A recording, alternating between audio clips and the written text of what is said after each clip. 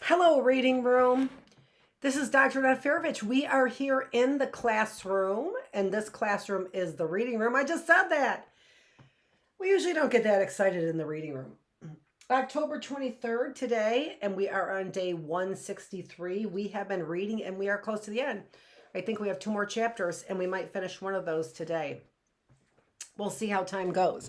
So, Ethics for a New Millennium by His Holiness the Dalai Lama.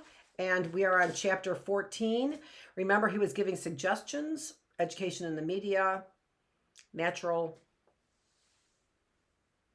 resources, whatever. This is peace and disarmament. Chairman Mao once said that political power comes from the barrel of a gun. Of course, it is true that violence can achieve certain short-term objectives, but it cannot obtain long-lasting ends. If we look at history, we find that in time, humanity's love of peace, justice, and freedom always triumphs over cruelty and oppression. This is why I am such a fervent believer in nonviolence. Violence begets violence, and violence means only one thing: suffering. Theoretically, it is possible to conceive of a situation where the only way to prevent large-scale conflict is through armed intervention at an early stage. But the problem with this argument is that it is very difficult, if not impossible, to predict the outcome of violence, nor can we be sure of its justness at the outset. This only becomes clear when we have the benefit of hindsight. The only certainty is that where there is violence, there is always and inevitably suffering. Some people will say that while the Dalai Lama's devotion to nonviolence is praiseworthy, it is not really practical. Actually, it is far more naive to suppose that the human-created problems which lead to violence can ever be solved through conflict. I am convinced that the main reason so many people say the path of nonviolence is impractical is because engaging in it seems daunting. We become discouraged. Nevertheless, whereas formerly it was enough to wish for peace in one's own land or even just in one's neighborhood, today we speak of world peace. This is only appropriate. The fact of human interdependence is so explicit now. The only peace it is meaningful to speak of is world peace. Observe, for example, that the nonviolence was the principal characteristic of the political revolution which swept across so much of the world during the 1980s. One of the most hopeful aspects of the modern age is the emergence of an international peace movement. If we hear less about it today than we did at the end of the Cold War, this is perhaps because its ideals have been absorbed into mainstream consciousness. But what do I mean when I speak of peace? Are there not grounds for supposing that war is a natural, if regrettable, human activity? Here we need to make a distinction between peace as a mere absence of war and peace as a state of tranquility founded on a deep sense of security that arises from mutual understanding, tolerance of others' point of view, and respect for their rights.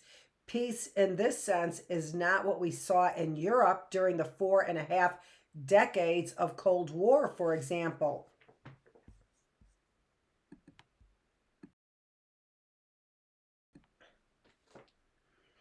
That was only approximation. The very premise on which it rested was fear and suspicion and the strange psychology of mutually assured destruction, aptly abbreviated to MAD. Indeed, the peace which characterized the Cold War was so precarious, so fragile, that any serious misunderstanding on the part of either side could have had disastrous consequences. Looking back, especially with the knowledge we now have of the chaotic management of weapons systems in some quarters, I think it quite miraculous that we somehow escaped destruction. Peace is not something which exists independently of us, but nor does war. It is true that certain individuals, political leaders, policymakers, army generals, do have particularly grave responsibilities in respect to peace. However, these people do not come from nowhere. They are not born and brought up in outer space. Like us, they are nourished by their mother's milk and affection. They are members of our own human family and have been nurtured within the society which we as individuals have helped create. Peace in the world thus depends on peace in the hearts of individuals. This in turn depends on us all practicing ethics by disciplining our response to negative thoughts and emotions and developing basic spiritual qualities. If real peace is something more profound than a fragile equilibrium based on mutual hostility, if ultimately it depends on the resolution of internal conflict, what are we to say about war? Although paradoxically, the aim of most military campaigns is peace, in reality, war is like fire in the human community, one whose fuel is living people. One whose fuel is living people. The war's fuel is living people. It also strongly resembles fire in the way it spreads. If, for example, we look at the course of the recent conflicts in the former Yugoslavia, we see that what began as a relatively confined dispute grew quickly to engulf the whole region. Similarly, if we look at individual battles, we see that where commanders perceive areas of weakness, they respond by sending in reinforcements, which is exactly like throwing live people onto a bonfire. But because of habituation, we ignore this. We fail to acknowledge that the very nature of war is cold, cruelty, and suffering. The unfortunate truth is that we are conditioned to regard warfare as something exciting and even glamorous. The soldier in smart uniforms, so attractive to children, with their military bands playing alongside them. We see murder as dreadful, but there is no association of war with criminality. On the contrary, it is seen as an opportunity for people to prove their competence and courage. We speak of the heroes it produces, almost as if the greater the number killed, the more heroic the individual. And looking at that list that we had in the DIY, it's interesting because the numbers that they killed, greater numbers, they were higher up on the list. But of influential people. It influenced more people if you killed more people. So higher up on that list, interesting. And we talk about this or that weapon as a marvelous piece of technology, forgetting that when it is used, it will actually maim and murder living people. Your friend, my friend, our mothers, our fathers, our sisters and brothers, you and me. What is even worse is the fact that in modern warfare, the role of those who investigate it are often far removed from the conflict on the ground. At the same time, its impact on non-combatants grows even greater. Those who suffer most in today's armed conflicts are the innocent, not only the families of those fighting, but in far greater numbers, civilians who often do not even play a direct role. Even after the war is over, there continues to be enormous suffering due to landmines and poisoning from the use of chemical weapons, not to mention the economic hardship it brings. And those are on civilians, don't forget. Those hardships are on civilians. This means that more and more women, children, and elderly are among its prime victims. The reality of modern warfare is that the whole enterprise has become almost like a computer game. The ever-increasing sophistication of weaponry has outrun the imaginative capacity of the average layperson. Their destructive capacity is so astonishing that whatever arguments there may be in favor of war, they must be vastly inferior to those against.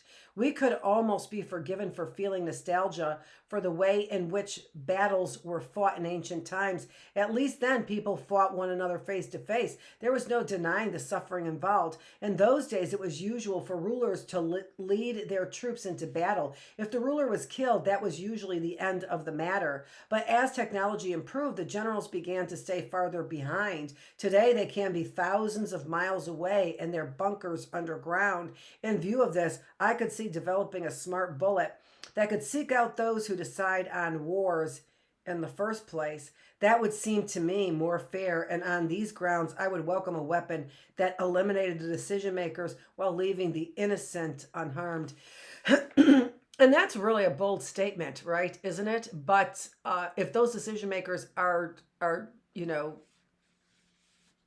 completely disregarding compassion, as it seems, I can see why that is an interesting statement. Because of a statement made, because of the reality of this destructive capacity, we need to admit that whether they are intended for offensive or for defensive purposes, weapons exist solely to destroy human beings.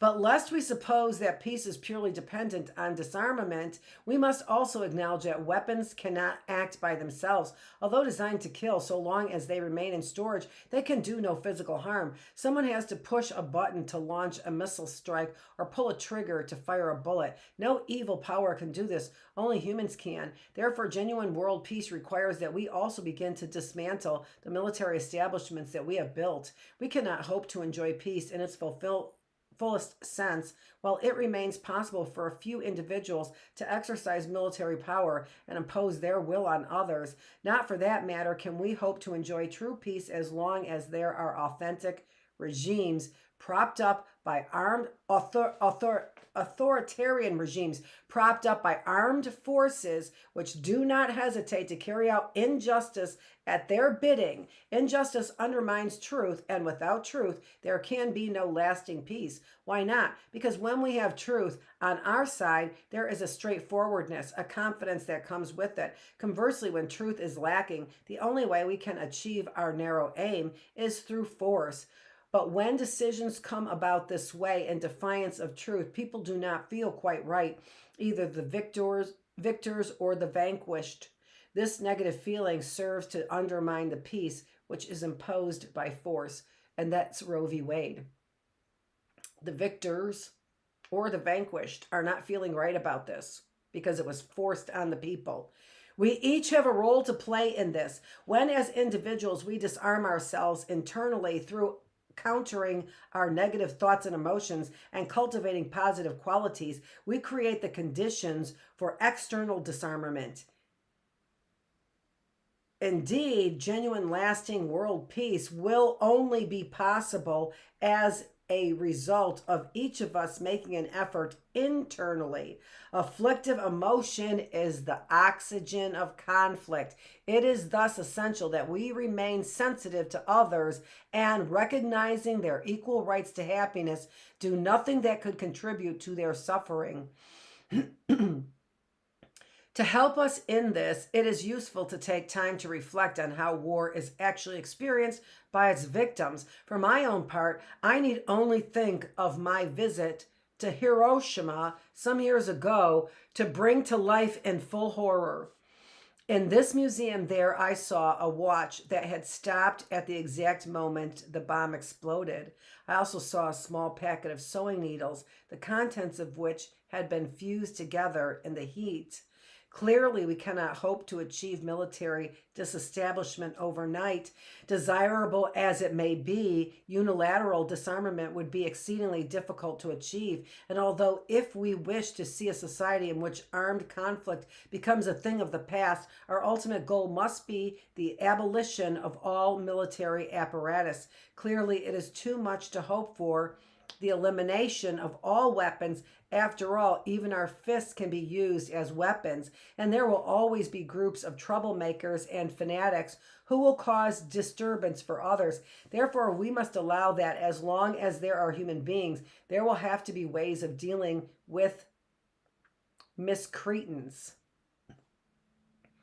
What is required, therefore, is to establish clear objectives by means of which we can disarm gradually, and we must develop the political will to do so. With respect to the practical measures required to bring about military disestablishment, we need to recognize that it can only occur within the context of a broad commitment to disarmament. It is not, and don't forget, Ronald Reagan had that broad commitment. It is not... Because that's what Star Wars, well,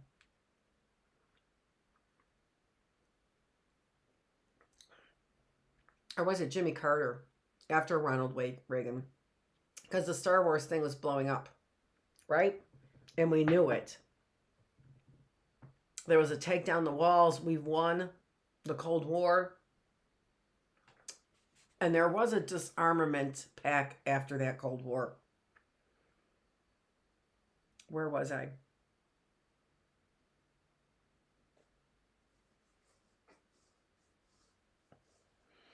And we must develop the political will to do so. With respect to practical measures required to bring about military disestablishment, we need to recognize that it can only occur within the context of a broad commitment to disarmament.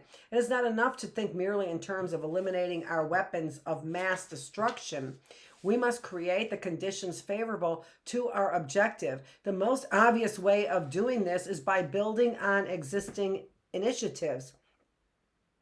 Here I am thinking of the efforts over many years to exercise control over the proliferation of certain classes of weapon, and in some cases to eliminate them. During the 1970s and 80s, we saw the SALT, Strategic Arms Limitation Treaties, talks between Eastern and Western blocs. We have had in place for many years a nuclear non-proliferation treaty to which many countries are already committed. And despite the spread of nuclear weapons, the idea of a universal ban is still alive. Encouraging progress has also been made toward the banning of landmines. At the time of this writing, a majority of the world's governments have signed protocols renouncing their use. So while it remains true that none of these initiatives has so far fully succeeded in their aims, their very existence indicates recognition of the undesirability of these methods of destruction. Which is interesting because when we have our troops over there, what are they worried about? The landmines. Where'd they get those landmines from? Seems like low-grade warfare to me. What happens when we want to get rid of low-grade warfare because we have superior weapons?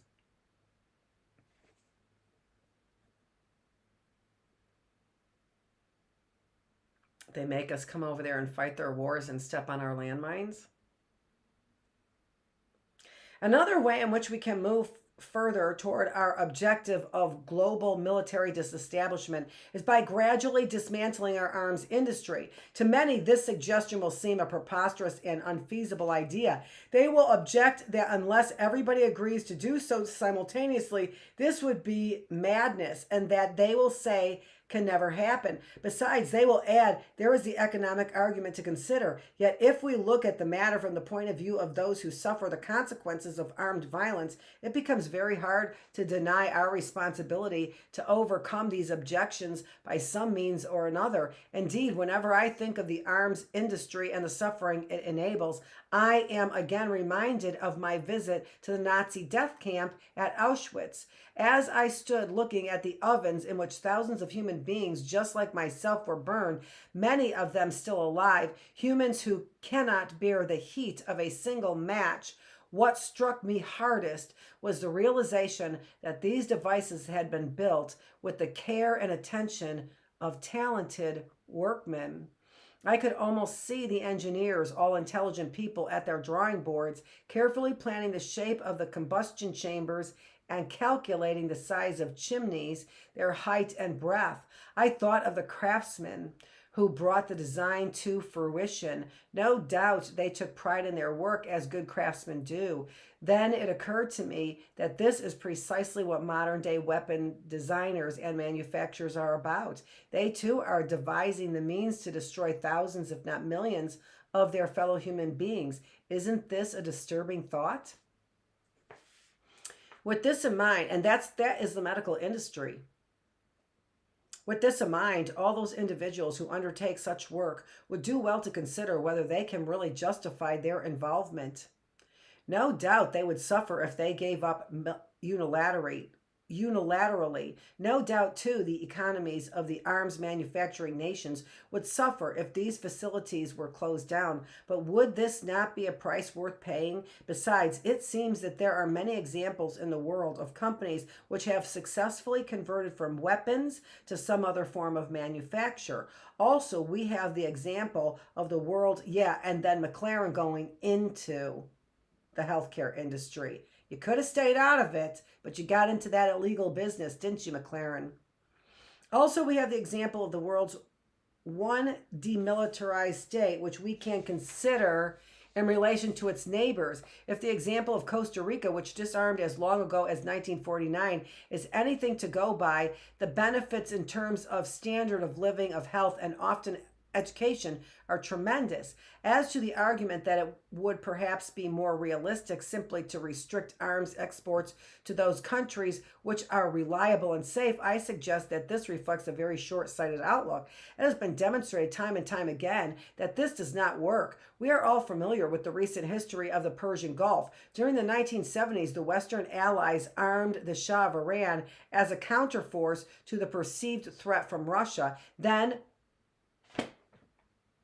I don't know if I got it.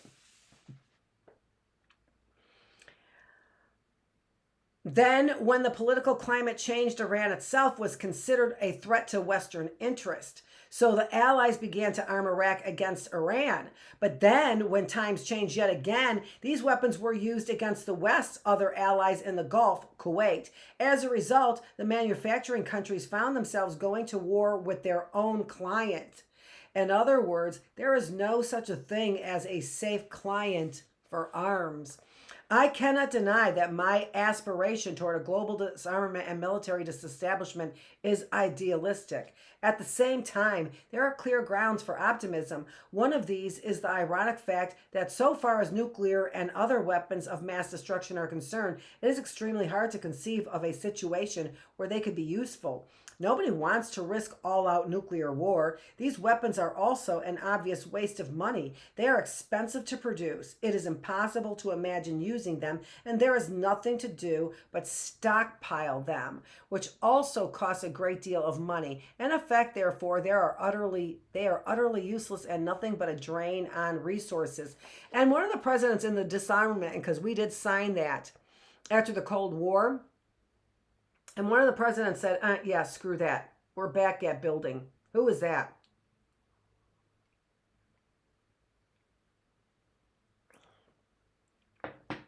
Or we're not signing it again. As those are acts that need to be renewed.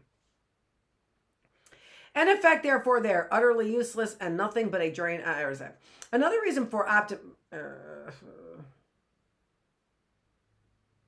Another reason for optimism is, again, the steady intertwining of national economies. This is creating a climate in which notions of purely national interest and advantage are becoming less and less meaningful, not here in the United States.